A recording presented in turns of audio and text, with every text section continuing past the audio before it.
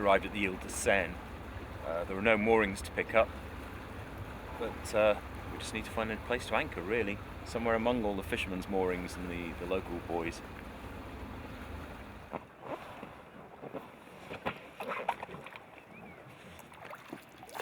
We just come out to the Ile de Sein.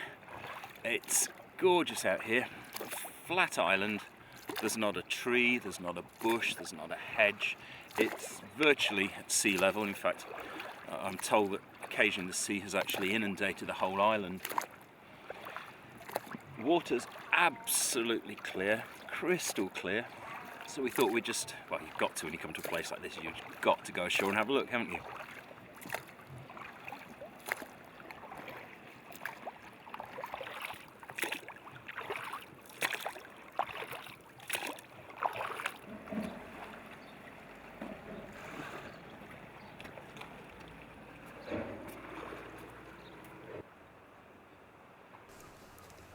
Ile de Sein is a small flat island among a notorious zone of rocks and reefs, stretching over 30 miles from east to west.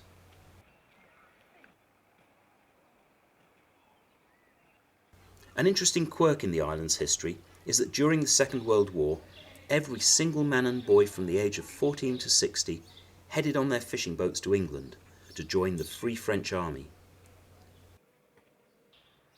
Today, around 300 islanders make their livings from the sea. Well, that was the Ile de Sein. About 10-15 minutes wandering around. Lovely, lovely tranquil atmosphere to the place. Absolutely delightful.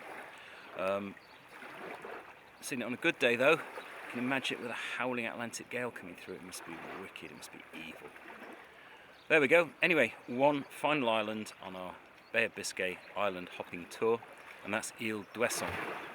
Ouessant, as it was known in the old days, the very sort of top northwest tip where every vessel in the world has to turn when it comes down the channel, if it's going to go south, if it's coming, well, it's going anywhere, if it's coming from Africa, Mediterranean, Europe, anywhere, it's going to come up past here.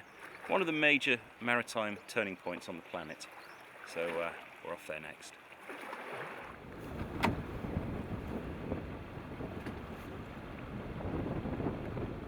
So this is Ile d'Ouessant, Ouessant, very southwest tip where the English Channel and the Bay of Biscay meet. It's been such a major turning point for hundreds, thousands of years for any shipping coming from Northern Europe down to the Mediterranean, Africa and beyond. A place that takes the weight of all the mighty North Atlantic storms. Such a mythical place, really. It's amazing to be here. Absolutely amazing to be out here. For us, it's almost the end of our journey now because we're going to head along the south side of the island and then head up across the very tip of Biscay back to northern Brittany. Yeah, quite a mythical place. We'd hoped to land on Ouessant, but the forecast storm was already approaching. The wind and swell were increasing, so we stayed in the lee of the island and then ran for the shelter of the mainland.